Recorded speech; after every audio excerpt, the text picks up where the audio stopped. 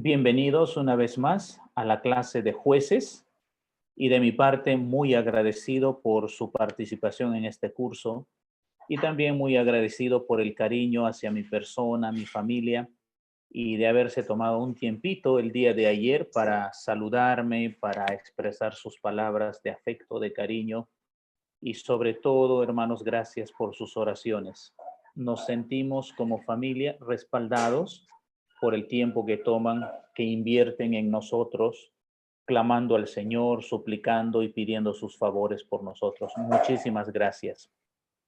Celebrar un cumpleaños es celebrar la vida, la existencia. Y estamos muy agradecidos a Dios y muy agradecidos de ser parte de esa comunidad grande, la iglesia, a través de estos medios que estamos haciendo ahora, lo que es Zoom, StreamYard o cualquier otro medio dentro de las redes sociales, todos nosotros podemos darnos cuenta de lo que el Señor Jesús quiso decir realmente con el tema de la iglesia. La iglesia no es las cuatro paredes, no es el grupo que se reúne ahí, solamente ellos, la denominación, no. La iglesia es mucho más que eso. Y por este medio, más convencidos, más demostrado, con toda claridad que el Señor quiso realmente una iglesia grande, universal, pero universal teniendo en claro que es la fe en el Señor Jesucristo y la salvación por la gracia. Y eso tiene sus implicancias, por supuesto. Cuando hablo de la iglesia universal, no estoy hablando de que pueda entrar a ser parte uno de esta iglesia de manera automática. Nadie entra al pueblo de Dios de manera automática. Necesita creer en Jesucristo y esa teoría de creer es más práctica que teoría, por supuesto, tiene sus implicancias, ¿no? Someterse a la voluntad de Dios, hacer la voluntad de Dios y todo eso. Y es un gozo enorme los que participamos de este pueblo del Señor porque es nuestra familia, es una familia maravillosa. Nosotros nos tenemos afecto sin habernos visto, ¿no es cierto? Solo por este medio nos conocemos. Entonces, ¿cuál es el vínculo? ¿Qué une ese vínculo? El Espíritu Santo. Entonces, varias de las cosas que están escritas en la Biblia en cuanto a la iglesia, nosotros las estamos comprendiendo un poco más amplio la forma de entenderlo en esta situación. Gracias a la pandemia, nuestro conocimiento, nuestra forma de entender la iglesia se amplió. Y qué bueno, porque eso es lo que la Biblia quería mostrar. Cuando el Señor Jesucristo oró por la unidad de la iglesia, por ejemplo, en Juan capítulo 16, 17, pensaba así, en una iglesia grande. Y qué bueno ser parte de este cuerpo del Señor, ser parte de este grupo, ser parte de este equipo. Gracias una vez más, hermanos. Vamos a orar pidiendo la dirección del Señor en lo que hoy tenemos en la agenda. Brevemente, Samgar. Luego nos tomará un poco más tiempo Débora y Barak.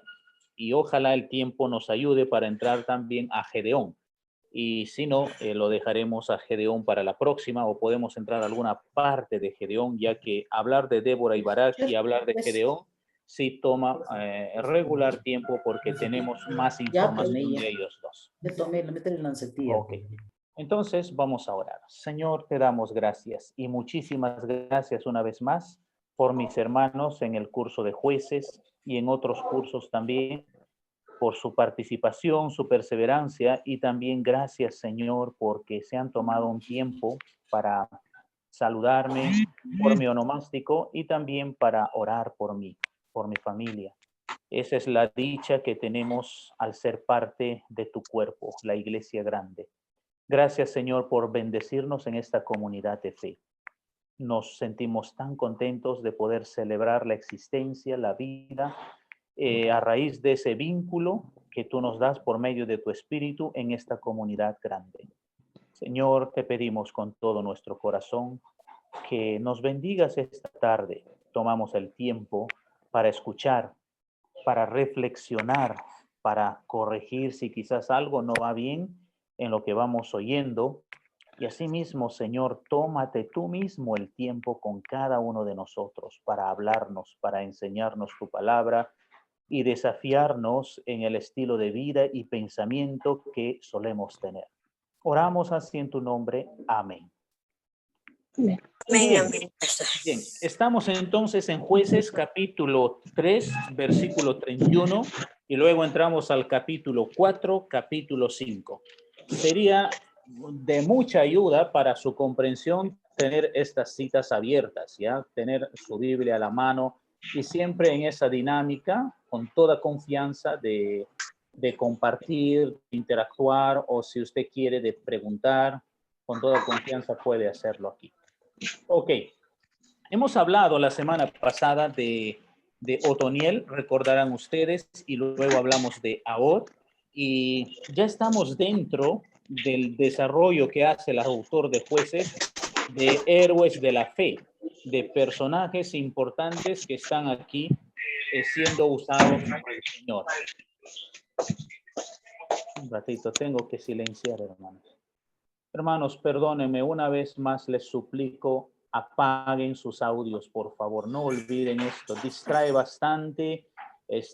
Yo tengo que salir siempre del PPT para silenciarlos, no puedo hacerlo desde la otra parte. Entonces, ustedes me van a ayudar muchísimo si apagan sus audios. Si no, se les va a escuchar el respirar del alma, incluso el sentir de sus corazones sale por aquí. ¿Ya? Apaguen los audios siempre. Ok, entonces, estaba mencionando Otoniel, Ahod y ahora Samgar, entramos a Débora y así Gedeón. Lo que yo quisiera pedirles es que cuando ustedes estén leyendo a estos personajes, a estos salvadores, a estos libertadores del pueblo de Israel, han de tener en cuenta de que el libro de Jueces se ha abocado a contarnos de manera muy particular, porque lo hace interesante, revelarnos un poco de cosas, de escenas en la historia, en la historia de Israel con estos personajes, pero fuera de lo común. ¿Qué quiero decir con esto? Esperaríamos un guerrero de la mano derecha, no de la izquierda. Y Dios usó a Od siendo zurdo, por ejemplo. Luego esperaríamos también siempre en la lista de guerreros varones, pero aparece una mujer, Débora, por ejemplo, y todavía el autor se encarga de hacer el contraste con Barak. Barak tiene miedo y Débora no tiene miedo, por ejemplo, de ir a la guerra. Luego Gedeón, un tipo que vamos a ver bastante raro, que Dios en su gracia usó. Él quiere varias pruebas todavía para decidir obedecer al Señor. Y podemos encontrarnos dentro de la experiencia de Gedeón en sus preguntas y cuestionamientos que le hace al Señor. Entonces, y así, Sansón, después todos los demás que encontraremos, Jefté, son líderes, son héroes de la fe, con detalles que no se esperaría que ellos fueran estas personas, y por eso llamamos esto la mano de Dios, obrando en la vida de ellos, la mano de Dios. Eso es lo que quisiera que vean, hermanos, la mano de Dios obrando por medio de ellos, y no perder de vista sus bemoles. Se nota sus bemoles, sale a la luz que no eran hombres perfectos para servir al Señor, pero el Señor los llamó y en su gracia obró por medio de eso, de ellos, ¿no? Observen eso siempre que estén leyendo el libro de Jueces. Hay un solo versículo que nos habla de Samgar esta tarde, Jueces capítulo 3, versículo 31. Si tienen ahí a la mano en sus Biblias, también tengo el texto en la pantalla. Después de él fue Samgar, después de él se refiere a Ahod, terminó con Ahod aquí la historia y nos introduce a Samgar, ¿ya? Encontramos aquí a Samgar. Se nos menciona brevísimo lo que es Samgar, quién es hijo de Anat, por ejemplo, y ahí ya nos resume qué es lo que hizo. Mató a 600 hombres. Eso cambia todo, ¿no? Un personaje insignificante, hijo de Anat, y el nombre Anat, vamos a ver en un momentito que nos da mucho que pensar porque ese nombre es nombre de un ídolo prácticamente en Canaán, ¿ya? Pero este tipo mató a 600 hombres de los filisteos y no con el armamento de Rambo, o alguna otra cosa moderna de hoy, simplemente con una aguijada de bueyes, una especie de vara o una herramienta que unía ahí a los bueyes, y con esta herramienta él se encargó de matar 600 filisteos, y así dice la Biblia, salvó a Israel.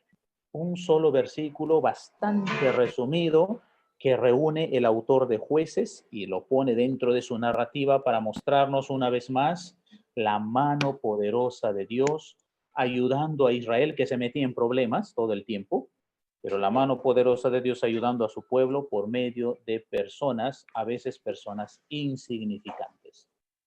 Ok. Resumen, solamente en un versículo se hace mención de la carrera de Samgar. No se indica nada respecto a la opresión, ¿no? Sí sabemos, la nación que oprime son los filisteos, pero no nos dice nada, ni siquiera opresión, nada por el estilo. Pero podemos suponer, tenerlo de antemano. A ver, tengo que... Un ratito. Silencio a todos, pastor, ya que levanten la mano. Ya están silenciados, otra vez. Los silencio y otra vez prenden su micrófono y se olvidan de apagar. No se olviden, hermanos, por favor. Ok, ya, estamos aquí. A ver, ¿dónde estaba? ¿Qué estaba diciendo yo? Ya estaba hablando de los filisteos. Podemos suponer que los filisteos, como en otras historias bíblicas que tenemos en el Antiguo Testamento, ellos siempre son los enemigos de Israel, ¿no? Están atentando contra Israel y Samgar, indignado de esto, puso de su parte. Pero no sabemos más, hermanos, es resumido. Tampoco existe detalles acerca del origen de Samgar, quién era y nada al respecto. Una lógica inferencia parece ser que los filisteos penetraron dentro del territorio de Israel y que Samgar se levantó para ofrecerles resistencia. Él solo. Samgar no tiene un ejército, no tiene soldados. Como vemos aquí, solo se enfrentó a 600 enemigos y los derrotó. Su padre se llamaba Anat, y Anat es un nombre para el dios cananeo de la guerra. Eso puede llevarnos a pensar de que Anat creció en Canaán y le pusieron este nombre por alguna razón ahí en Canaán, porque para nada es un nombre hebreo el que tenemos ahí. La Biblia dice que Samgar usó una aguijada de bueyes, mató a 600 filisteos asaltantes y detuvo la intrusión filistea en la tierra prometida de Israel. Lo que estamos viendo, o por lo menos lo que el autor intenta mostrarnos en su narrativa de Jueces con un solo versículo, sería pues de que Dios usa a hombres improbables con armas poco probables. Básicamente Dios usa lo que tenemos para vencer los obstáculos grandes para su gloria, no la nuestra. Así que en base a Samgar y sus logros, o el logro que tuvo, mencionemos por lo menos 4 lecciones básicas para nuestras vidas. En primer lugar, hermanos, Dios usa a aquellos que ya están ocupados. Entonces, eso hay que saber siempre. Dios no va a usar a la gente que no está haciendo nada, no está ocupada, está en otra cosa. No, Dios siempre llamará a personas ocupadas. Primer principio. Segundo, Samgar empezó donde estaba. A veces tenemos la vaga idea de que si cambio esta condición o me mudo o si logro, recién seré usado por el Señor. Y ahí entonces puedo empezar. Incluso a veces uno está pensando de mejorar su vida con Dios, por ejemplo, esperando un cumpleaños más, esperando, bueno, termino este mes tal cosa y yo sí, de frente ahora con todo mi ser me comprometo y empiezo. A veces tenemos esas ideas. Samgar nos muestra aquí que no hay que esperar tanto, no hay que pensar de que necesitamos todavía haber pasado los 80 años de Moisés en su preparación para ser usados. No, donde estemos, porque realmente no es importante el lugar. Lo que es importante son los propósitos de Dios y la disposición nuestra, incluso con lo que tenemos. Usó lo que tenía en sus manos. ¿Qué es lo que tenía él? Esa herramienta para arar la tierra, que lo usaba en los bueyes o en los toros. Con esa herramienta, Dios estuvo con él para matar 600 filisteos. ¿Qué es lo que tú tienes? ¿Qué es lo que está en tus manos? Eso que tú tienes ahí, tus herramientas, tu carrera, tu experiencia, tu vida, tu profesión, tus oficios, todo lo que has recibido de Dios, eso el Señor los usará. Nadie ha de estar, por favor, pensando, uy, cómo me equivoqué con esta carrera profesional que no sirve de nada en las manos de Dios. No pienses así. Dios usará todo esto que tú adquiriste porque Él te lo dio. Entonces, igual que Samgar usó esta herramienta para tener o para dar salvación al pueblo de Dios, también pongamos en las manos de Dios lo que nosotros tenemos. Y por último, hizo lo que pudo hacer. Y aquí viene el tema. A veces está la idea vaga de que Dios va a usar solamente lo que es grande, lo que es significativo, que una persona esté muy preparada, recién ahí usará el Señor, pero no es así. La mano de Dios, el poder de Dios se manifiesta donde nosotros ni idea tenemos. Recuerda esto, lo poco que tú puedes hacer, ¿de acuerdo? Donde estés, si tu preparación todavía no es la mejor, ¿no es cierto? Dios usará todo esto. Dile ahí, estoy, Señor, quiero comprometerme a servirte y lo que tengo es esto, lo que soy en este momento es esto, pero voy a mejorar, por supuesto, yo quiero avanzar, quiero lograr, quiero mejorar, pero eso va de manera simultánea con el deseo de obedecerle y servirle. Esas cosas podemos ver de Samgar y esas enseñanzas también podemos recibir de él. Luego tenemos a Débora y Barak en los capítulos 4 al capítulo 5. El capítulo 5 es un capítulo extenso de 31 versículos y el capítulo 4 de 24 versículos. Y impresionante la historia que tenemos en ambos. El capítulo 4 es la narrativa y el capítulo 5 es la expresión, la poesía, el canto bien estructurado, bien hecho por parte de Débora y de Barak. Lo que tendríamos en el capítulo 5 es el escrito de ellos. En todo caso, ellos tendrían que haber usado, si se quiere decir así, un escriba para armar todo esto, pero no sé si ya podemos hablar de escribas en los días de Débora y Barak, porque ojo con esto, cuando estamos leyendo capítulo 4 y capítulo 5 y cada capítulo de Jueces, no solamente capítulos 4 y 5, el narrador, el autor, que bien podría ser Samuel, hermanos, no necesariamente significa que Samuel haya vivido estas escenas de Jueces. Lo que debemos entender es que sea Samuel u otro, el autor ha recopilado estas historias. Israel conocía estas historias de alguna manera, porque la lectura hebrea del capítulo 5, el hebreo que está en el capítulo 5 de Jueces, es un hebreo bastante antiguo. Lo llaman un hebreo remoto. La forma como se describe en el hebreo, los versículos, el canto, la expresión poética, corresponde a épocas muy, muy antiguas de Israel.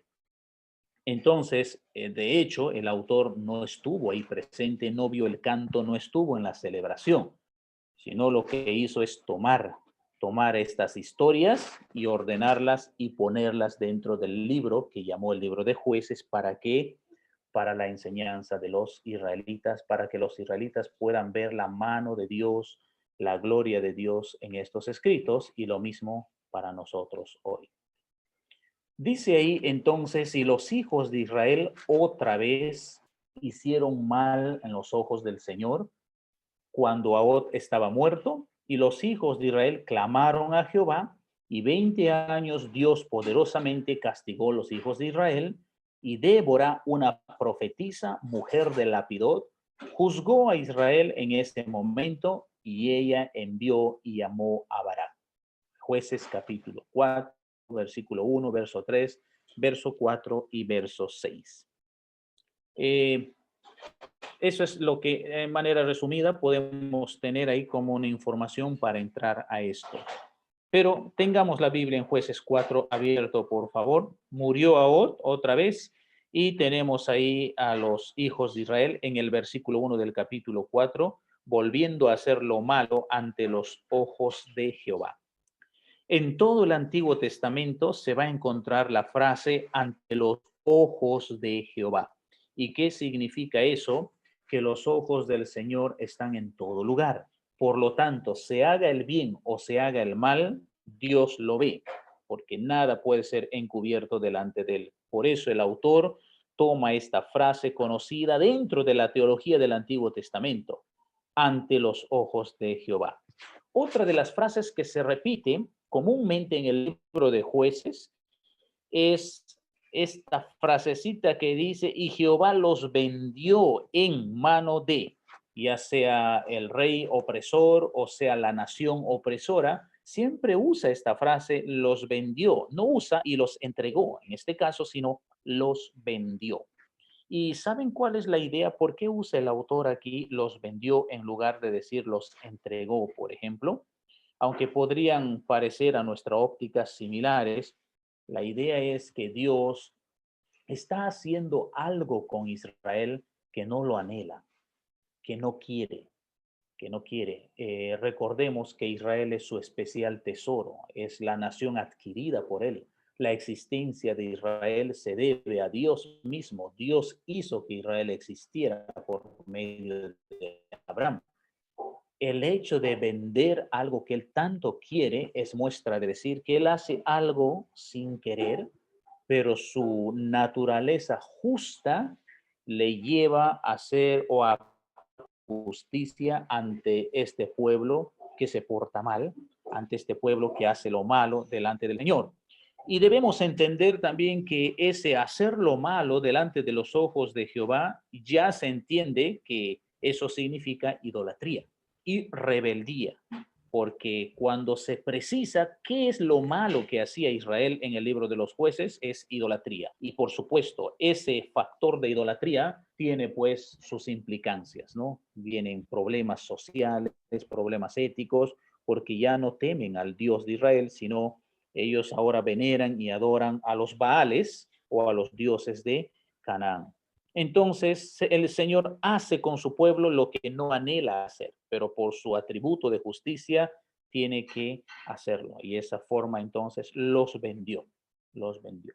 ¿Quién aparece aquí? ¿A quién vende el Señor a su pueblo? A Jabín. Es una forma de decirlo, es una expresión fuerte, por supuesto, y dolorosa dentro de lo que corresponde a Dios o Yahvé. Jabín era un rey cananeo. Rey cananeo gobernaba en Hazor, situado al norte del mar de Galilea. Eso es lo que tenemos de Jabín. A ver si tenemos algo más en la Biblia, ¿no? Aquí en el verso 2 del capítulo 4, rey de Canaán y reinó en Hazor. Luego tenemos a Císara en el verso, también en el verso 2. Císara, ¿quién era Císara? Parece nombre de mujer, ¿no es cierto? No era nombre de mujer, Císara es nombre de varón. Era el capitán del ejército de Jabín. Jabín es el rey y Císara el personaje de confianza, el hombre más importante de este ejército de Jabín. Persiguió a los israelitas desde Jaroset Goim, situada cerca del arroyo de Sison, a la entrada noreste de la llanura de Esdrealón. Versículo 3 del capítulo 4, entonces los hijos de Israel clamaron a Jehová. Por favor, recordemos siempre esta dinámica en el libro de los jueces. Israel peca, hace lo malo delante de Dios. El Señor permite la opresión, permite el sufrimiento, los vende, los entrega, permite que los maltraten.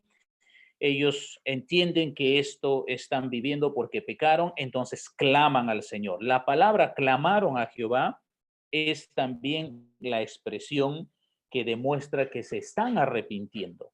Señor, hemos pecado contra ti, es la idea en el clamor. No solamente su clamor era, Señor, por favor, sálvanos, libéranos. No, ellos eran conscientes y esa palabra de clamaron al Señor tiene la implicancia de que se arrepintieron. Y bueno, clamaron al Señor y clamaron también, aquí nos deja ver el verso 3, porque prácticamente para ellos Jabín con su general Císara y toda la capacidad que tenían en su ejército, era para ellos imposible de salir salvos con vida o librados de las manos de este ejército, porque tenían enorme capacidad. Por ejemplo, se menciona ahí 900 carros de hierro. Imagínense esto, en la época antigua de la que he mencionado hace un momento, cómo adquirieron estos 900 carros. Eso dice mucho de este ejército. En otras palabras, estamos hablando de Jabín, de Císara, su ejército cananita muy avanzado. Se cree que esta fabricación de los 900 carros sería de procedencia filistea, porque los filisteos eran los más equipados, los más capaces, y hace rato que trabajaban en la construcción de herramientas de hierro. Se especializaron, en otras palabras, con el hierro, hermanos. Incluso Israel hacía o compraba estas herramientas como la lanza, la espada, compraban a los filisteos para las guerras. En el Antiguo Testamento aparecen los filisteos especialistas con el hierro y encargándose de esta fábrica para las guerras. Y bueno, ¿no? Este ejército de Císara estaba equipadísimo. Así que, de hecho, ¿cómo enfrentarles? ¿No? ¿Cómo ser liberados de su poder? ¿Cómo anhelarían que de una vez pase el abuso de Jabín contra ellos, del abusivo Císara, del tirano Císara, general del ejército? ¿Cuánto estarían esperando la mano de Dios? Israel pues entró a todo este problema por su pecado de idolatría. Recordemos bien que el autor de la narrativa de Jueces precisa siempre que la causa fue el pecado y que el originador, el promotor, el que hace que esto se entre en un problema grande es Dios. Notemos eso. No deja ver el autor de Jueces oportunidad para la casualidad. Bueno, se levantó un rey por ahí u otro y atacó a Israel. No deja ver eso. Siempre dice, y Dios los vendió, o Dios los entregó, o Dios levantó a fulano como rey para oprimir a su pueblo. Nos deja ver eso el autor de Jueces, ¿no? Para que podamos tener claro que Dios no es el Dios que comúnmente la gente tiene en su mente, el Dios romántico, el Dios lleno de amor, y no sería capaz de hacer nada en contra de la gente, porque Dios no es así. Oh Diosito, el Diosito, Él no hace cosas que pueda hacer llorar, hacer doler, hacer sufrir. Eso es una visión corta del Dios de la Biblia. ¿De acuerdo? El Dios de la Biblia es un Dios que se enoja, que tiene ira, por supuesto santa. No es que se enoja y se aira por capricho, como el panteón que se tiene en Canaán, dioses que se enojan y por capricho hacen cosas. No, no, no. Hay una razón fuerte que lleva a Dios a incomodarse, a ponerse mal. Es el pecado de su pueblo. Han quebrantado el pacto, han dejado a un lado el pacto. Recordarán ustedes lo que vimos en Éxodo. Dejaron todo esto para hacer mal, para hacer daño. Entonces Dios está actuando con justicia. Y ese es algo, hermanos, que hoy en nuestra época moderna la gente no quiere aceptar de Dios. Siempre está en la mente de la gente un Dios tolerante de todo, ¿ya? Incluso el feminista, el machista, el homosexual, quien sea que tenga todos estos bemoles y desórdenes grandes, se aferra a Dios, y un Dios que le contempla ese estilo de vida y pensamiento. Y todos estamos equivocados porque no estamos leyendo al verdadero Dios de la Biblia. Se está teniendo una lectura de otro Dios, un Dios fabricado por la sociedad de acuerdo a cómo le conviene. El otro personaje es una mujer, ¿no es cierto? Débora. Aparece aquí Débora. Interesantemente, no quiero que nadie se sienta mal cuando yo digo esto, mujer, porque ella misma va a decir dentro de esta narrativa, ojo, es en manos de una mujer que Dios dará victoria. Cuando tú, Barak, no quieres ir a enfrentar al ejército de Jabín. Ella misma lo menciona, o sea, se deja ver que no era común mujeres en la guerra, mujeres que tengan victoria, que sean valientes, no era común esto, tendrían miedo, los varones más eran los que iban a la guerra siempre. Entonces se cambia el común denominador aquí, se sale de esa línea lógica, ¿no es cierto? Ella era una mujer casada, versículo 4 del capítulo 4, Débora, su esposo se llamaba Lapidot y ella era profetisa. Y no solo una mujer profetisa, ojo con eso, sino también esta mujer era gobernadora de Israel, dice ahí, gobernaba Israel, aparte de ser profetisa.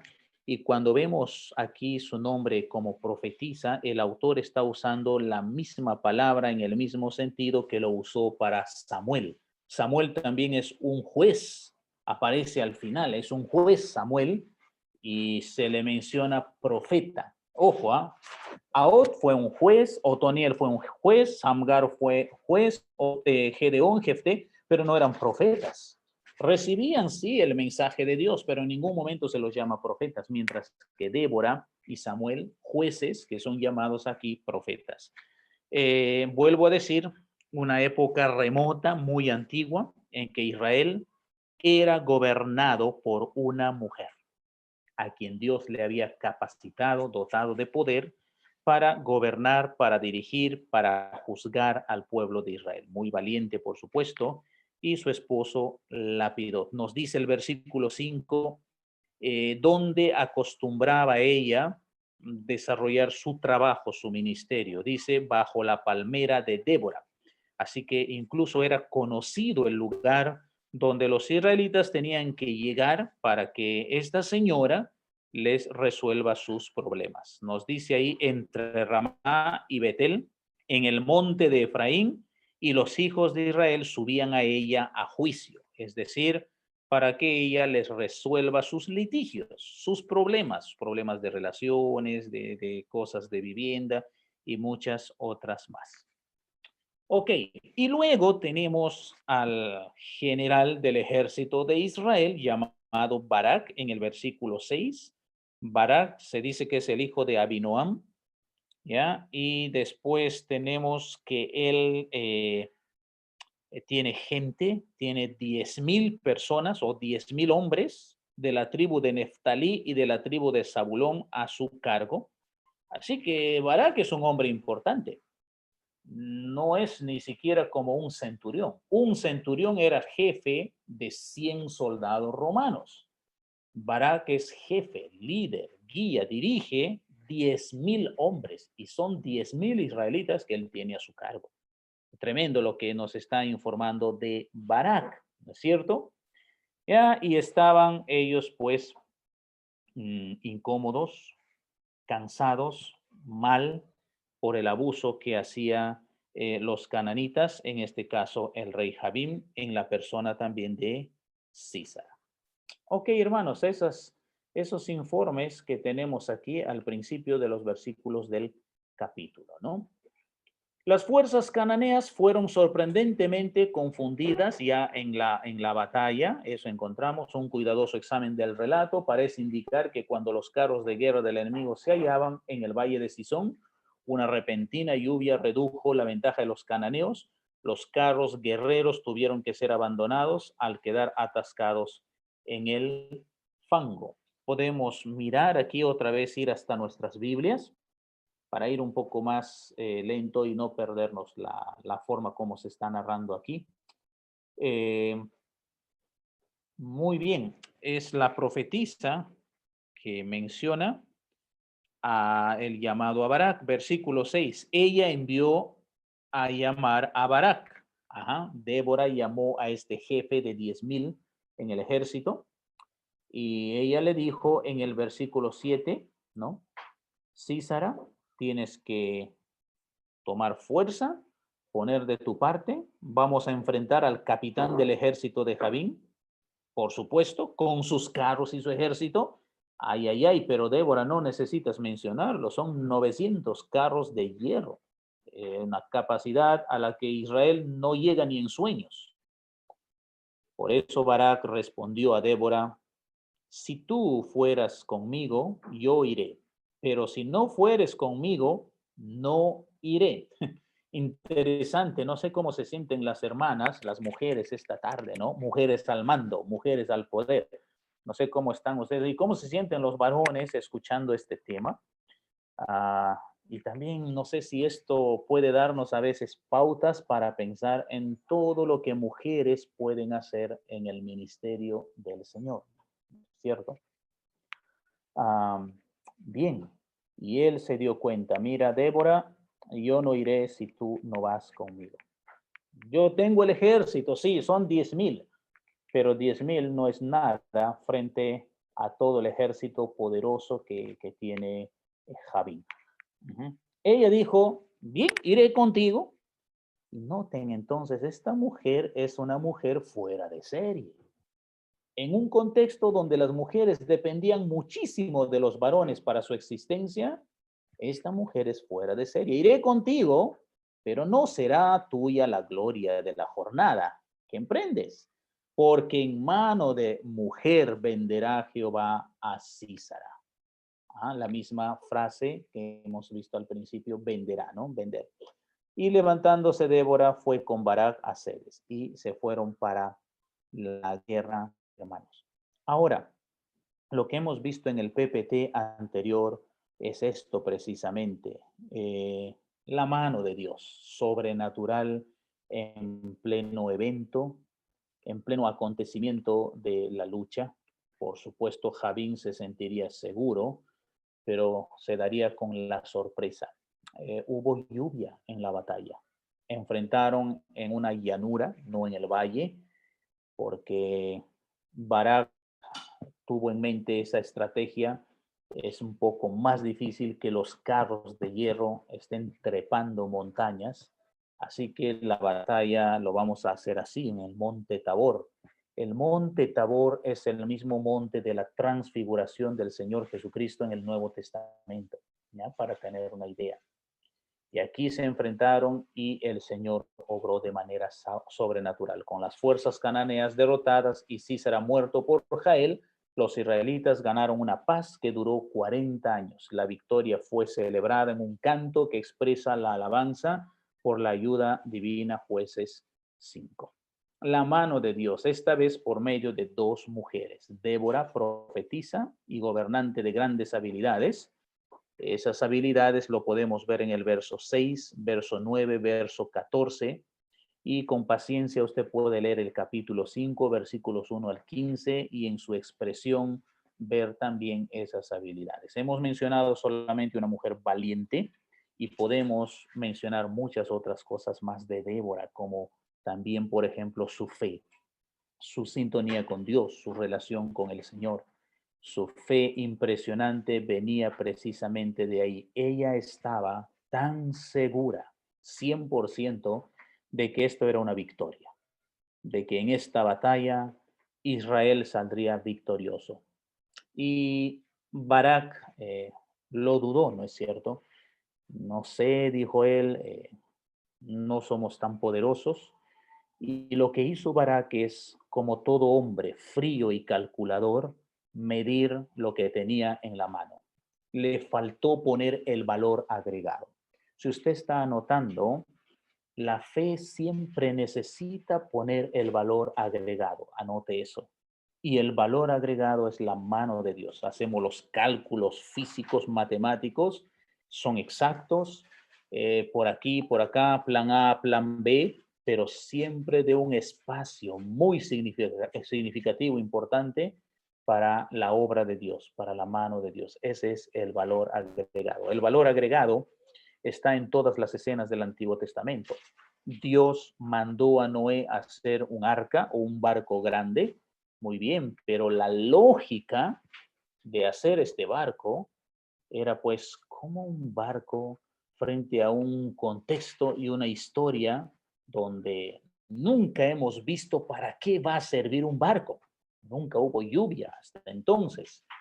Entonces, note, la obediencia va de la mano con el valor agregado. Débora obedeció al Señor. ¿En base a qué? Ella tenía en sus manos la información Dios dio a Moisés en el Pentateuco. Nutría su vida de Deuteronomio 28, por ejemplo, porque en el capítulo 5 ella menciona atributos de Dios. Deuteronomio nos habla de la obediencia, ¿no es cierto? Si se obedece al Señor lo que Dios promete.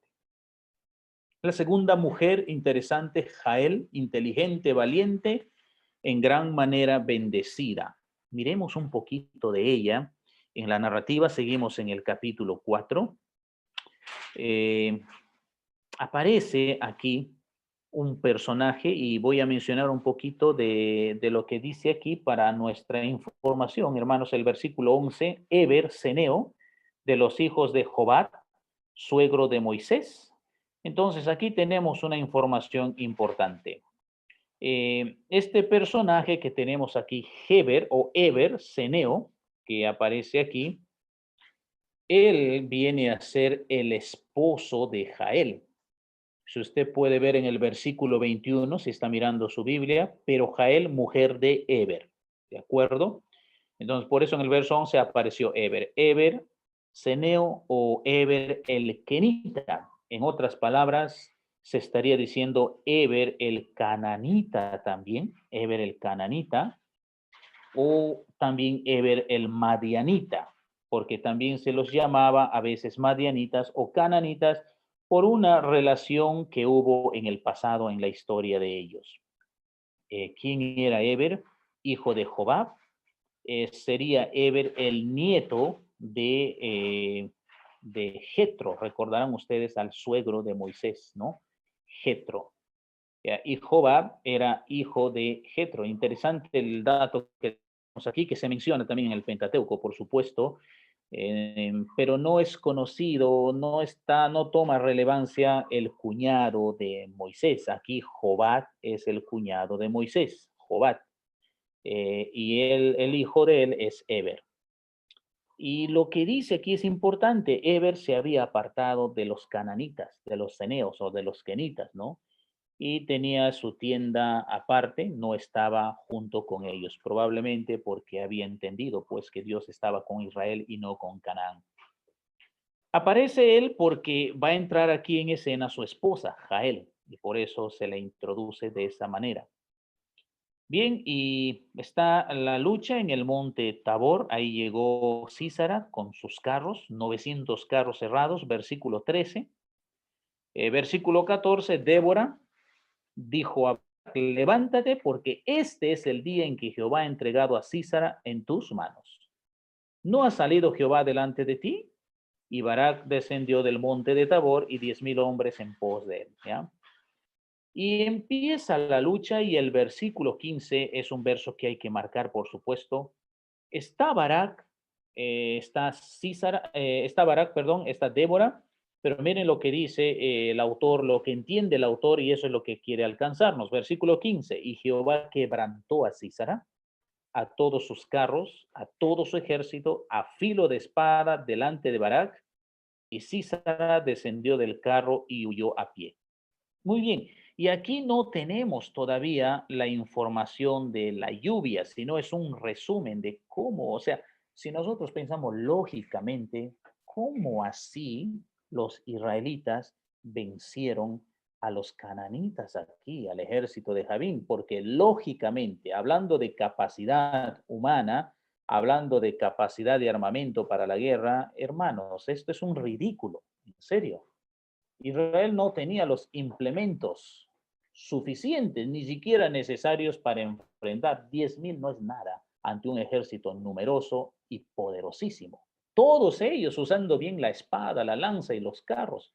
¿Qué puede hacer un soldado para empezar frente a un carro de guerra de esos días?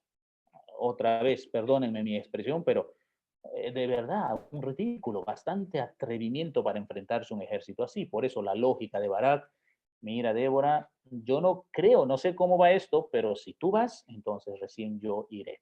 Me confío porque tú eres la sierva del Señor, la profetisa, y puedo ir porque puedo confiar por medio de ti que Dios estará con nosotros, porque humanamente no hay forma aquí.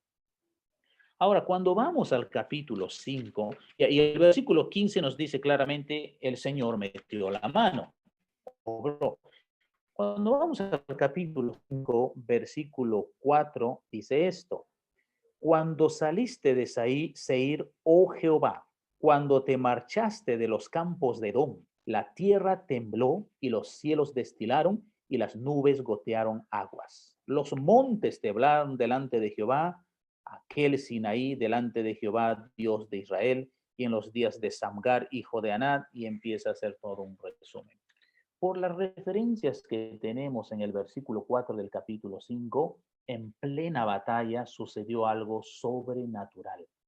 No fue la espada de los israelitas, no fue la capacidad de Barak en lo absoluto, fue la mano de Dios operando aquí, queridos hermanos, para dar la victoria a este pueblo de Israel. Y Dios está cumpliendo. Jueces nos está mostrando lo que Dios habló antes con Moisés, con Abraham, con los patriarcas. Dios cumple su palabra. Ya Moisés había acuñado la frase: el Señor pelea por su pueblo. Y literalmente estamos viendo aquí: el Señor peleó por su pueblo.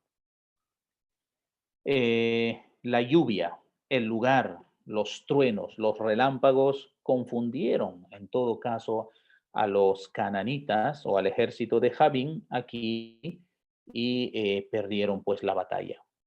Ok, dice el verso 15: Sísara descendió del carro y huyó a pie, se escapó. Mas Barak siguió los carros y el ejército hasta Jaroset-Goim, verso 16, y todo el ejército de Sísara cayó a filo de espada, y note lo que dice el autor: hasta no quedar ni uno. Murieron todos. Pero hay uno que está vivo, ¿no es cierto? Sísara, porque él saltó de los carros cuando estaban ahí todos perdiendo la batalla y huyó. Ahora note que esta parte del versículo 17 es interesante, es una película. ¿Cómo el autor lo describe? Lo voy a leer. Permítanme leerlo en la versión internacional, lo hace un poco más interesante que la Reina Valera. Versículo 16.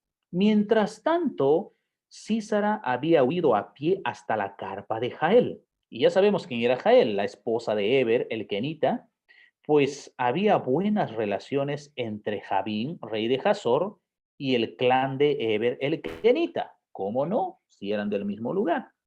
Jael salió al encuentro de Sísara y le dijo: adelante, mi señor, entre usted por aquí, no tenga miedo. Qué amable la señora, ¿no es cierto? Sísara entró en la carpa y ella lo cubrió con una manta. Le escondió, en otras palabras. Tengo sed, dijo él. ¿Cómo no? ¿Cómo no va a tener sed? Está huyendo por su vida. ¿Podrías darme un poco de agua? Dice Sísara. Ella destapó un odre de leche, le dio de beber y volvió a cubrirlo. Párate a la entrada de la carpa, le dijo él. Si alguien viene y te pregunta: ¿hay alguien aquí? Contéstale que no. Pero Jael, ya pronto vamos a llevar el curso de hermenéutica, hermanos, presten atención a los contrastes, a los términos de antítesis en la narrativa, una sola palabrita, pero en el versículo 21.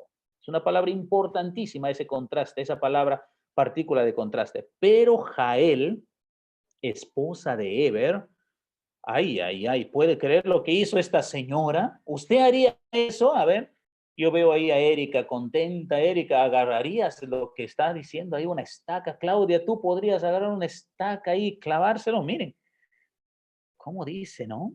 Tomó una estaca de la carpa y un martillo y con todo sigilo se acercó a Sísara, quien agotado por el cansancio dormía profundamente. Y creo yo, la leche del odre tiene que ver algo para aumentar el relajo y descansarse.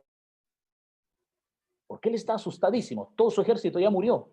No puede dormir así nomás. Yo creo que esa leche ayudó a relajar el cuerpo, más el cansancio. Se quedó seco, hermanos, durmiendo, ¿ya? Agotado por el cansancio, dormía profundamente. Entonces ella le clavó la estaca en la sien y se la atravesó hasta clavarla en la tierra. Así murió Sísara. ¿Qué le parece esta mujer? A la enseñanza no es dar malas ideas y empezar a comprar estaca y tener ahí en la casa. No es eso la idea. Aquí hay que rescatar mujeres valientes frente a varones que tenían bastante temor, como es el caso de Barak otra vez, ¿no? Con sus 10,000 hombres no se atrevía, mientras que aquí, mujer de Eber, Jael, se atrevió a hacer esto.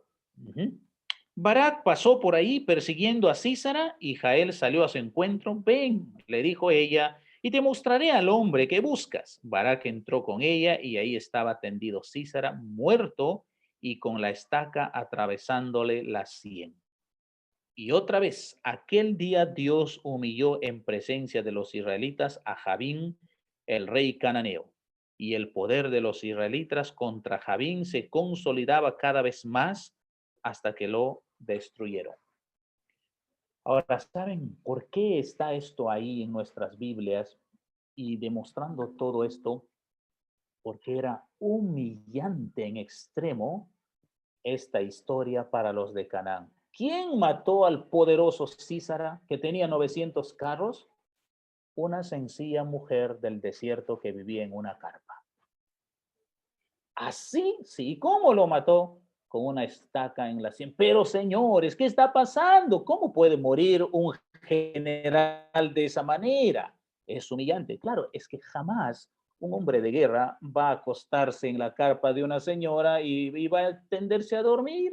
Eso no es un general. Ese es cualquier novato que ha ido a la guerra. Y no se esperaría eso de Císara.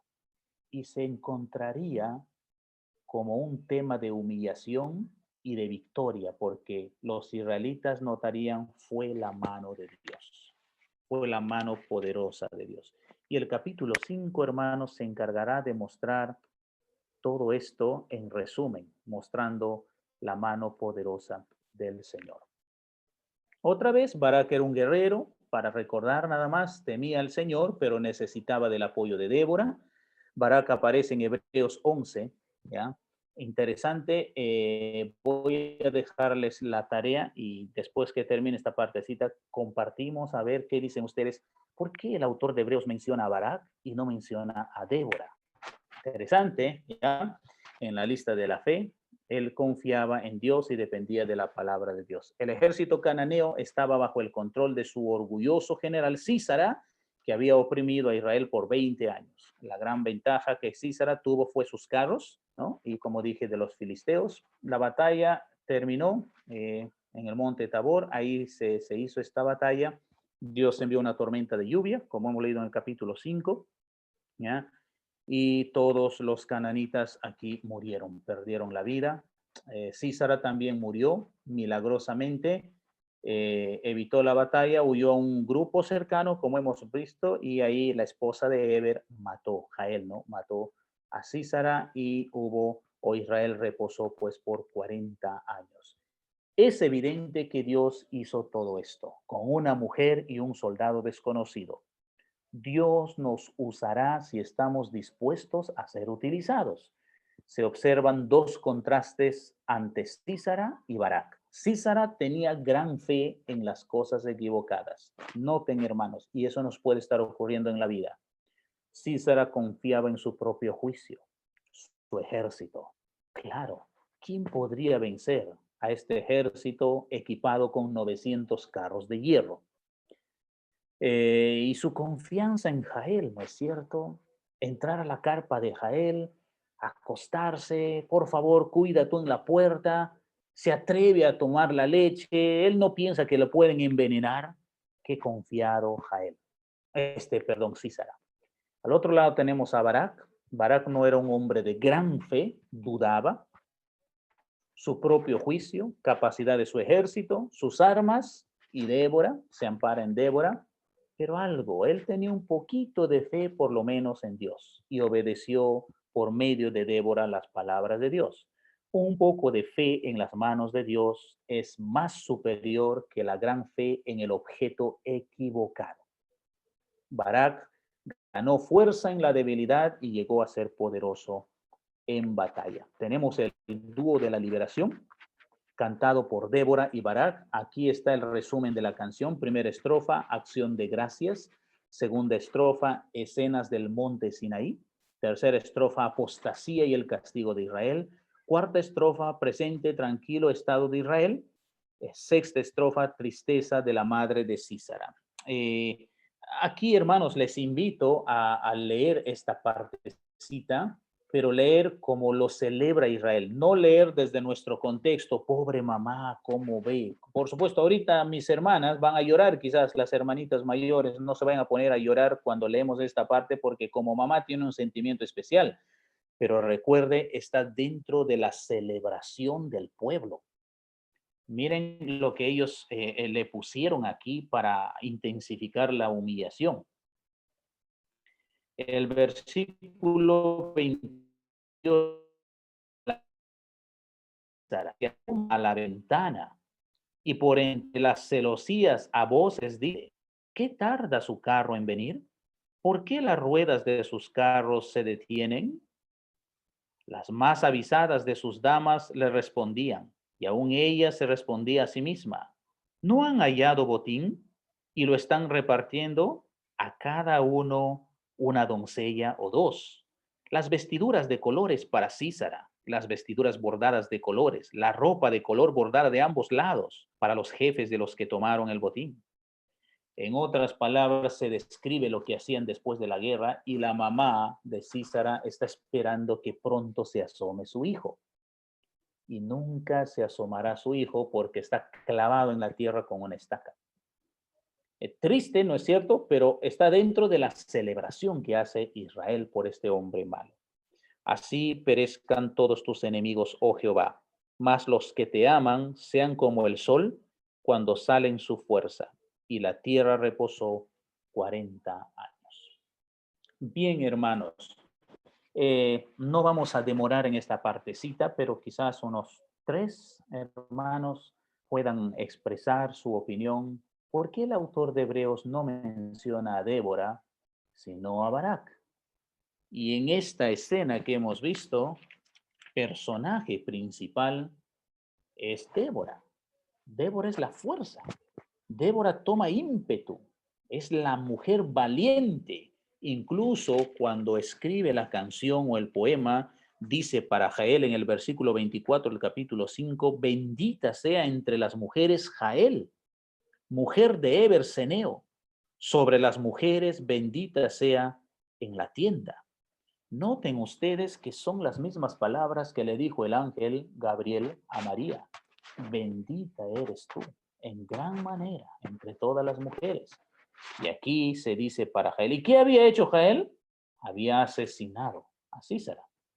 Y por esto se expone aquí en Jueces una mujer bendecida en gran manera. Bien, ¿qué opinan? A ver, ¿quién se anima a dar su opinión? ¿Nadie quiere compartir? Con confianza, hermanos. Si es Profesor, que... yo tengo una pregunta. Ajá, sí, adelante. Profesor, buenas tardes. Profesor, hay algo acá que cuando dice, por ejemplo, y sí, en el versículo 17 dice, y Cícero huyó a pie a la tienda de Jael, mujer de Eberseneo, porque había paz entre Jabín, rey de Hazor, y la casa de Eberseneo.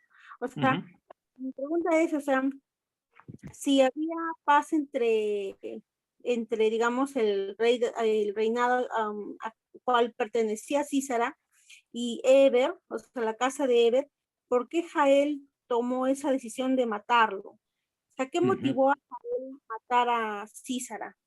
Sabemos que dentro de todo está Dios, ¿no? Pero, porque también, o sea, yo lo relaciono porque también acá, cuando dice en el capítulo 5,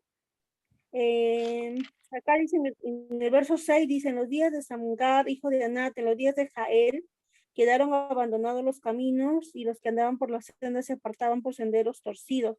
Las aldeas quedaron abandonadas en Israel, habían decaído hasta que yo, Débora, me levanté como madre en Israel. O sea, ¿qué vio Jael? O sea, estaba también cansada de que haya muchas injusticias. ¿Qué fue lo que le llevó a matar a Císara? A Císara, justamente había paz entre esos dos bandos. Ujú. Excelente observación, Yulisa, y excelente pregunta. Eh, Esto nos demuestra, así como Rahab en otra ocasión en Jericó, esto nos demuestra que muchos cananitas estaban convencidos de que Dios había hundido a los egipcios y este Dios todopoderoso estaba con Israel. Israel era su pueblo. Sabían las pugnas constantes que había dentro de Canaán con Israel. Ellos sabían que en cualquier momento Dios honrará a su pueblo, demostrará poder y cuidado por su pueblo. En esa zozobra, en ese temor vivían. Ahora, ya desde los días de Moisés, la familia de Jobab aparece como una familia con problemas. Por ejemplo, Moisés le pide a Jobab que le ayude a ir al desierto de Sinaí, que entren porque le dice, tú conoces el desierto bien, guíanos por favor. Y Jobab dice, no, yo no quiero saber nada de Israel, porque tiene raíces cananitas, madianitas. Yo no tengo que ver nada con ustedes. Y Moisés le convence y Jobab al final ayuda, va con ellos, les muestra el camino. Aquí está su hijo, Eber, y por ser cananita probablemente tendría lazo, vínculo con Sísara o el ejército de Jabim, porque Jabim era el rey de los cananeos. Y cuando nos dice que Eber era ceneo, quiere decir que él tenía en su sangre, no tenía sangre israelita, sino sangre cananita. Entonces, por ese parentesco, paisanos muy posiblemente, estaban ellos en alguna forma buena de relación entre Sísara, Jabim y Eber, aquí el kenita. Y Jael era la esposa. Para haberse atrevido Jael a matar a Sísara, nos dice muchas cosas de ella. En primer lugar, ella sabía este pueblo de Israel, a quien Sísara abusa, a quien Jabim atropella por el poder que tienen, ellos están provocando la ira de Dios porque este pueblo es del Señor. Aunque yo, Jael, no sea judía necesariamente o hebrea, como Rahab, recuérdense, o como la moabita Ruth, recuérdense, aunque no eran del pueblo, ellos habían entendido que este era el pueblo de Dios y una que otra o uno que otro, como los seteos, por ejemplo, Urías seteo tampoco era israelita, pero era el hombre fiel de David, ¿no? El esposo de Betsabé. Entonces, hubieron mujeres y varones que tomaron la decisión de, a pesar de ser extranjeros, adoptar la fe de Israel, ser parte de la fe de Israel y creer en el Dios de los israelitas. Entonces, por eso Jael lo que hizo aquí es, este hombre, aunque nosotros tenemos una buena relación o por lo menos estamos en paz, mi familia con él, pero este hombre ha ofendido tanto a Dios. Es un hombre malo que merece la muerte y está en mis manos y lo que voy a hacer es matarlo. Ella estaba consciente de que de esa manera participaba de la fe de Israel, apoyaba al pueblo de Dios. Por eso es mencionada incluso en el canto de Débora, ¿no? Entonces, esa actitud, Yulisa, expresa la fe de Jael. No nos dice nada de Eber, cómo habrá reaccionado, qué habrá habido, o muy posiblemente también, porque en familias, en casas, estos serían los temas. Los israelitas han venido a tomar posesión de su tierra y no lo han logrado, solo algunos están instalados. Oye, pero tú qué piensas, ¿eso está bien? Recordemos que esta no es nuestra tierra. Somos de aquí, de Canaán, pero estas son las tierras que Dios entregó a los israelitas. Sería mejor adoptar la fe, creer en el Dios de ellos y vivir en paz con ellos aquí, en lugar de estar maltratándolos, sometiéndolos a opresión, abusando de ellos con nuestro sistema, con nuestros abusos. Entonces, eso es lo que tenemos de Jael Yulisa, su fe. Aunque no era israelita, creía en el Dios de los israelitas y decidió colaborar, contribuir. Adelante, hermana Juanita.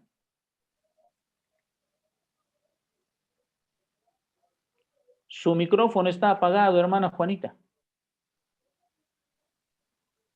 Soy Ana Espinosa. Ay, perdón, hermana Anita, me equivoqué. En el capítulo 4, el versículo 9, cuando Barak le dice que Débora le acompañe a la batalla, y a ella le dice acá en el 9, ¿no? Está bien, te acompañaré, pero quiero que sepas que no serás tú quien mate a Císara.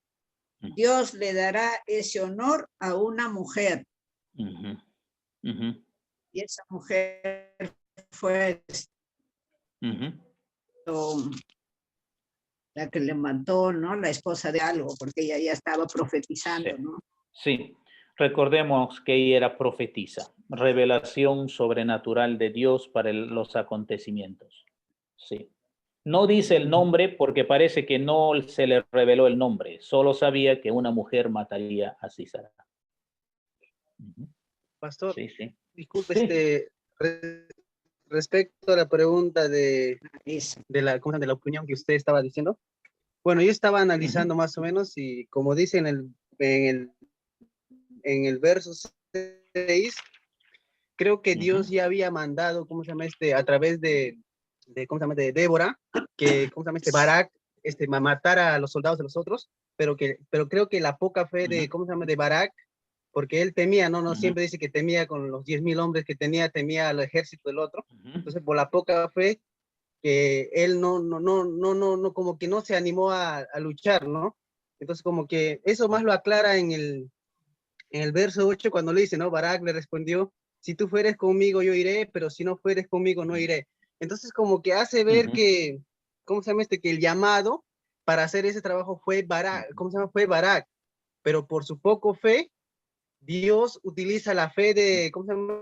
De Débora, para que ambos pudieran hacer ese trabajo, no sé, más o menos, ¿sí pasó? Sí, es interesante lo que dices, y quizás el autor de Hebreos tomó el verso 16 como un verso muy importante de información, y quizás el autor de Hebreos está interpretando el versículo 8 no como nosotros estamos interpretando. O sea, en nuestra óptica, él tiene dudas, es un hombre falto de fe. Pero quizás es un poco distinto. Por eso quería llevarles a este Profe, se terreno. corta la señal. Hola, hola. Hola, hola, ¿me escuchan? No, no se corta. No Debe se ser corta, ¿no? de la hermana. Sí, revisen escucha su bien. internet, escuchamos, hermanos, pastor, sí escuchamos. porque sí está funcionando bien el mío, ¿no? Todo Ok, bien, pastor. ok, gracias. Ok, gracias. Entonces, quería llevarles a este plano de la hermenéutica un poquito para mirar. Desde aquí nosotros, ojo con esto, interpretamos de lo que estamos leyendo y no estamos mal, o sea, estamos viendo, tratando de resolver esto, pero el autor de Hebreos se centra en Barak y no en Débora, porque sí tiene mucho que decir este pasaje de Barak. El versículo 8 es la misma escena, hermanos, cuando encontramos en los días de Moisés, Josué, si tú no vas conmigo, no he de ir. La misma expresión. Ahora, él no necesariamente desconfía de Dios, ¿no es cierto? Al ampararse, al apoyarse en Débora, es precisamente mostrar su fe en Dios, porque Barak está resuelto, reconoce el llamamiento de Débora como una mujer de Dios que habla en nombre de Dios. Creo que es Wilmington quien dice, al parecer Débora tiene el mismo nivel espiritual cuando vemos más tarde a Samuel. Porque, ojo, ella está segura que habrá victoria. Ella está segura que Dios va a intervenir. Incluso da el detalle de que Císara morirá en manos de una mujer. Por adelantado lo dice. Entonces, al tener todo esto, llevó pues a Barak a apoyarse. Entonces, tú tienes que venir conmigo a la batalla. Yo me siento solo, no tengo la fuerza espiritual, pero si tú vas conmigo, sí. Sí.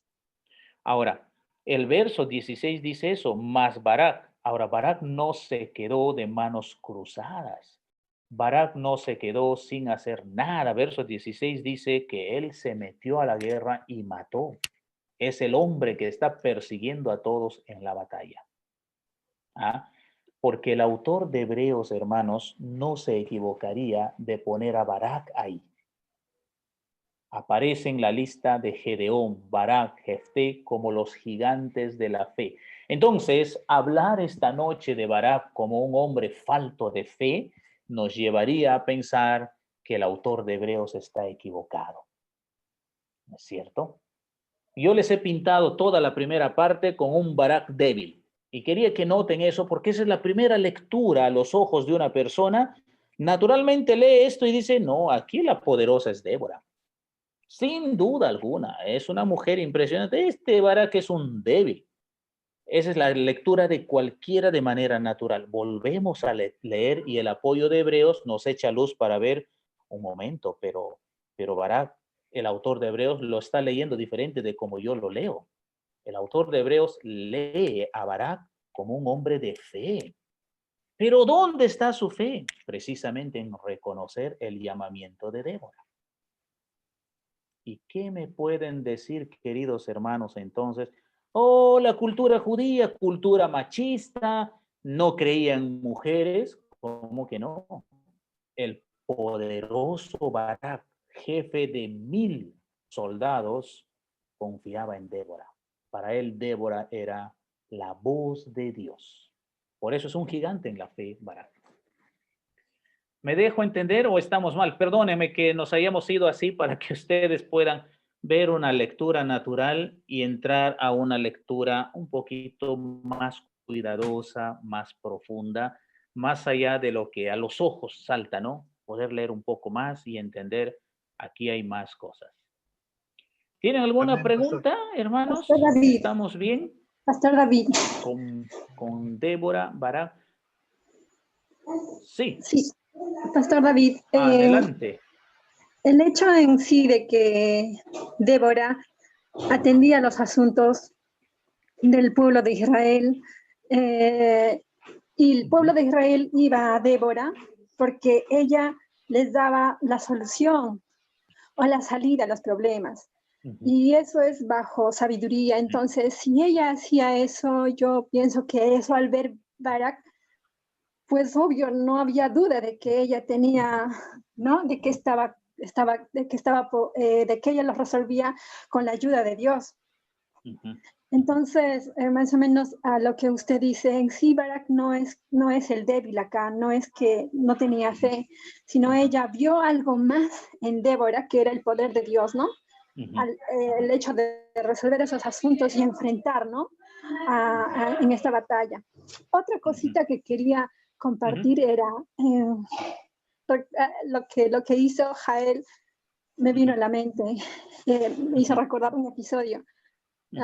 Cuando trabajaba en el gobierno regional, en una de las campañas electorales, una de las personas que iba con el candidato quería anular 10 proyectos que ya estaban con presupuesto y la gente de ese barrio ya tenía la seguridad de que se iba a ejecutar, de que se iba a hacer.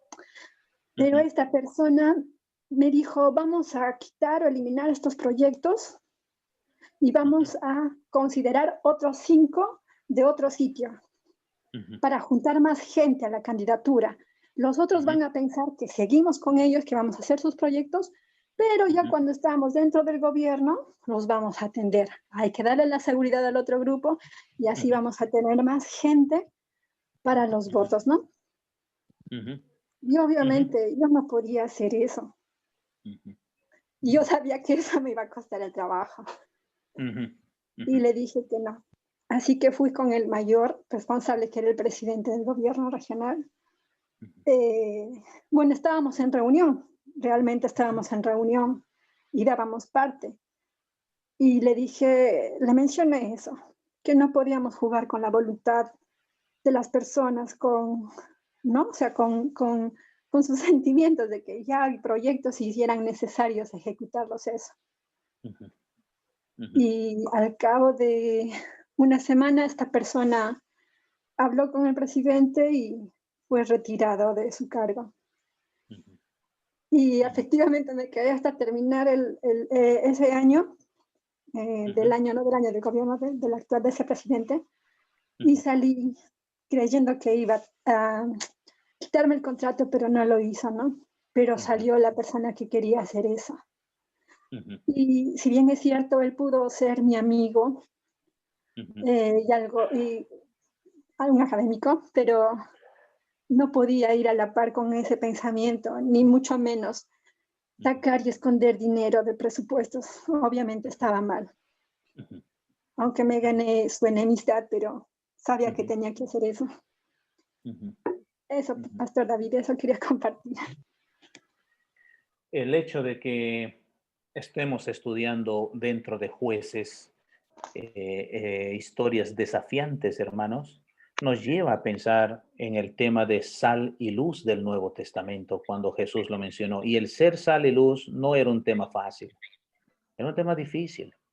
Alumbrar y salar el mundo siempre costará.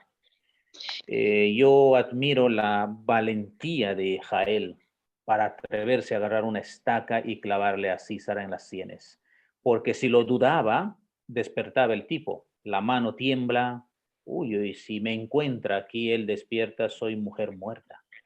Pero no lo dudó dos veces. Apoyarse en el Señor, Janet, cuesta, hermanos, pero siempre habrá dicha de haberlo hecho. Nuestro mundo necesita que los cristianos que están en las iglesias vayan a ese mundo y entiéndame cuando digo necesitamos más cristianos mundanos, porque tenemos de sobra cristianos de iglesia. Muchos estamos muy metidos en la iglesia, todo es iglesia. Necesitamos cristianos en el mundo. Estoy diciendo mundanos, no estoy diciendo paganos, que es diferente. Cristo dice, no oro para que ellos estén en el mundo con el pecado o alguna otra cosa. Ruego para que los envíes al mundo, pero los guardes del mal. Entonces, el creyente tiene que ir al mundo, ahí tiene que alumbrar, ahí tiene que salar.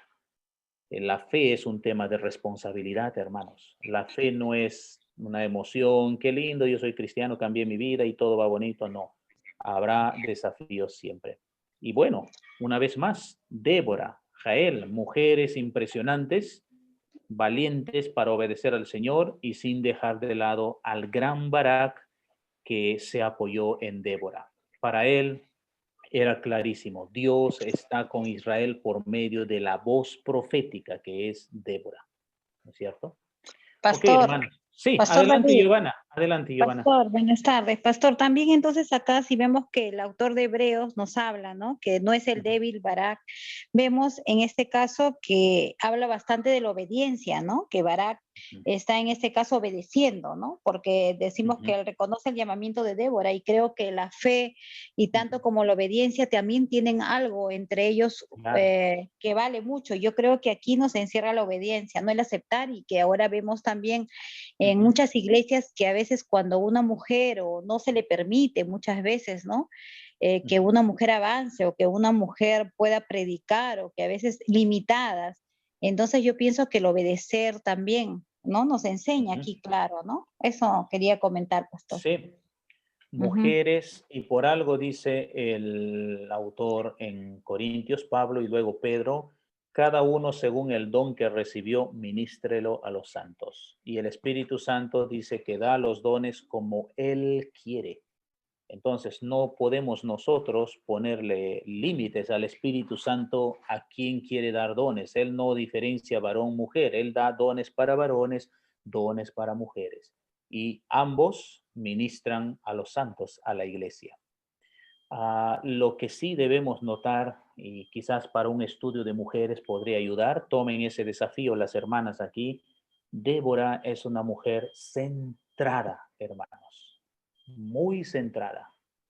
Tiene los pies bien puestos en la tierra, sabe de su llamamiento, se sintoniza con Dios, escucha bien al Señor. Por eso su aporte es enorme. El autor no lo dudó dos veces de poner en esta narrativa a Débora. personaje principal de este capítulo 4, capítulo 5, ¿no? Porque es centrada, es valiente, está segura de Dios.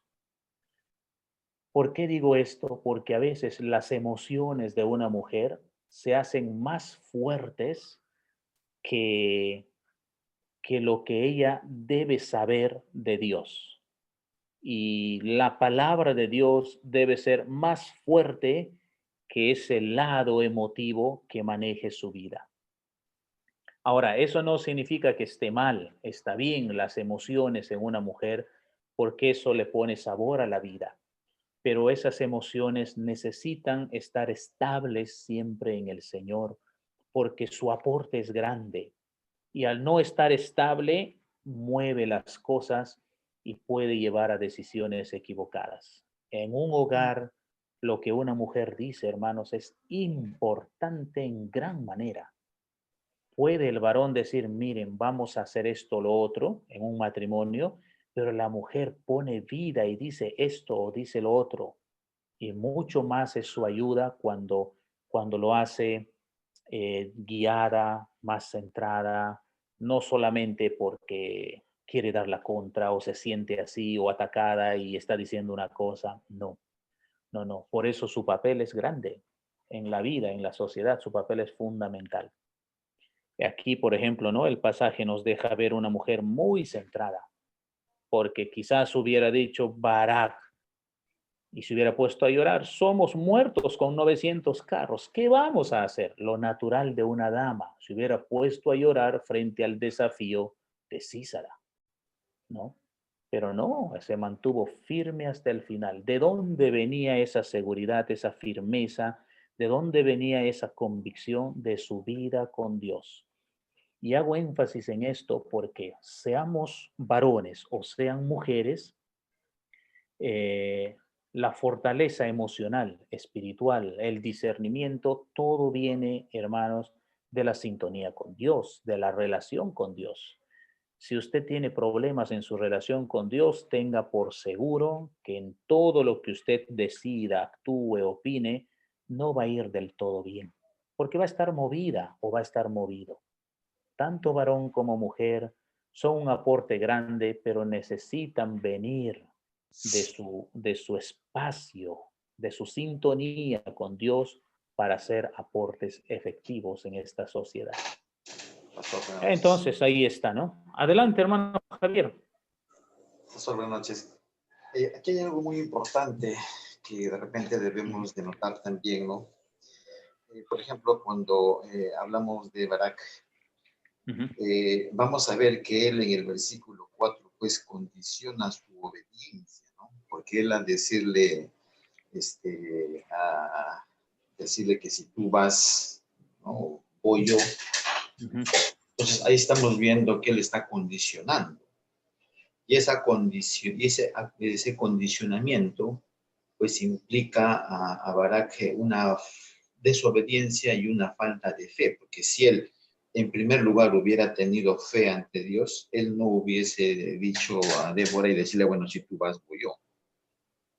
¿No? Entonces, por eso es que algunos comentaristas pues dicen que a pesar pues de que en aquella época se desarrollaba una cultura patriarcal, ¿no? Entonces aquí aparecen pues las mujeres valientes, ¿no? Que ocupan el lugar de Israel, ¿no? En el Salón de la Fama, pues digamos decirles de Israel, ¿no? Débora y Jael. Débora, por ejemplo, se distinguió por ser una verdadera jueza en Israel, ¿no? Su sala de audiencias, pues dice que era debajo de una palmera, ¿no? Pero cuando le tocó defender a Israel en el campo de batalla, pues ella no vaciló, ¿no? Y puso más bien en vergüenza a Barak, ¿no? Jael, pues aunque no peleó, pero ganó, ¿no? Para Israel una batalla decisiva, pues matando a Císara, ¿no?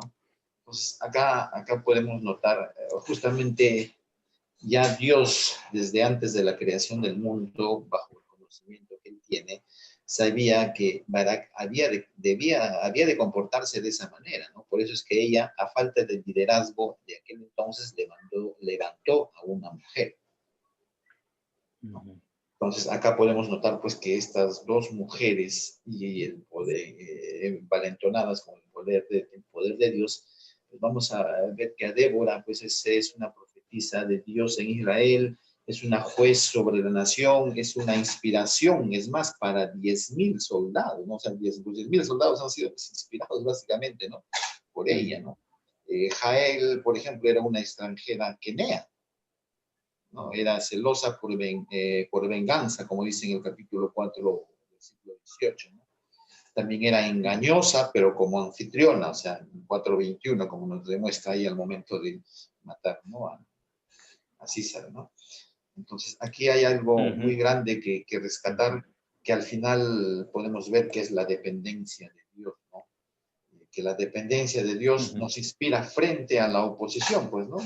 Así como David, por ejemplo, dependió de Dios al enfrentar a Goliat. Podemos ver también pues, que Gedeón decidió depender de Dios y no de los numerosos soldados también, ¿no? Porque Gedeón también pasó toda una travesía, digamos, para poder llegar a ser matar, ¿no? Entonces vemos pues que Débora dependió de Dios, ¿no? Al enfrentar al enemigo, ¿no? Entonces esa dependencia de Dios nos obliga a nosotros también a ser una lectura rápida nos deja ver esto. Sí, así es. Sí, sí, hermano Javier, excelente sus apreciaciones. Una lectura rápida nos deja ver precisamente este detalle de Barak, ¿no? Luego los comentaristas también hacen ver eso de Barak y tendríamos un poquito de contraste con el comentarista de Hebreos, o sea, el autor de Hebreos, ¿no? Que nos deja ver de una vez un Barak que es un campeón en la fe. No, el autor de Hebreos no menciona una debilidad de Barak, sino por el contrario, la fe. Por eso decía, el versículo clave de análisis exegético debe ser el versículo 8, capítulo 4:8, ¿no? Vemos ahí un condicionamiento de la obediencia, o vemos más bien una confianza sin límite en el representante de Dios para Israel, que era la profetisa Débora. Por un lado, todavía hay una tercera opción, y con esto terminaremos. Sobre la base que tenemos después, y ya no nos dio tiempo para hablar de Gedeón, hablaremos el próximo lunes de Gedeón. Sobre la base que tenemos de ver a Gedeón, por ejemplo, Gedeón es un personaje que primero desconfía y después confía. Él es al estilo Tomás, necesita ver para creer. Ese es el caso de Gedeón.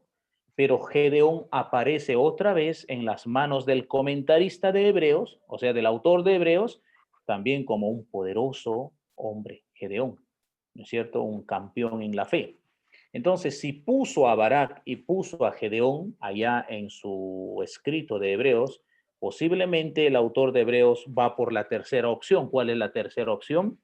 De que deja ver el autor de Jueces, de que las personas entran a la vida de la fe cristiana, muchas veces con sus dudas, sus bemoles, sus vaivenes, pero conforme van experimentando al Señor, esa fe se va haciendo fuerte. Bueno, es la experiencia de todos. Nadie llega a la vida cristiana puro. Todos entramos a la vida cristiana y pasamos en la vida cristiana y tomamos años todavía con las dudas, hoy mismo incluso, ¿no? Entra una enfermedad, un problema a la casa, tenemos ahí, ¿no? Nuestro dolor, nuestras preguntas, Señor, ¿cuándo? Y hasta asaltos de duda. Entonces, nos deja ver esto que eso es parte de la crisis de la fe cristiana, pero la fe que sigue perseverando mirando al Señor triunfará, crecerá y mejorará. Puede ser por esa tercera opción también que vaya en la lista que tenemos aquí, ¿no es cierto? Se ve un antes en todo caso y se ve un después en los personajes que está mencionando el autor de Hebreos. Hablaremos un poco más, hermanos, el próximo lunes. Tenemos 7:37 ya y terminaremos pues aquí. Que el Señor les bendiga. Muchísimas gracias. Voy a pedirles para el próximo lunes, por favor, para poder estar más conectados con la historia bíblica Lean el capítulo 6, capítulo 7 y capítulo 8, por favor, de Jueces. 3 capítulos de lectura. Anoten las preguntas que pueda haber por ahí y hablaremos de esto el próximo lunes. Hermanos, Gracias, por favor, pastor. no se olviden, este miércoles seguimos con Levítico o empezamos Levítico, ¿ya? Ok. Gracias, pastor. Gracias, Mucho gusto. Gracias, pastor. Nos vemos. Así es. Bendiciones, hermanos. Bendiciones, hermanos. Gracias. Gracias, pastor.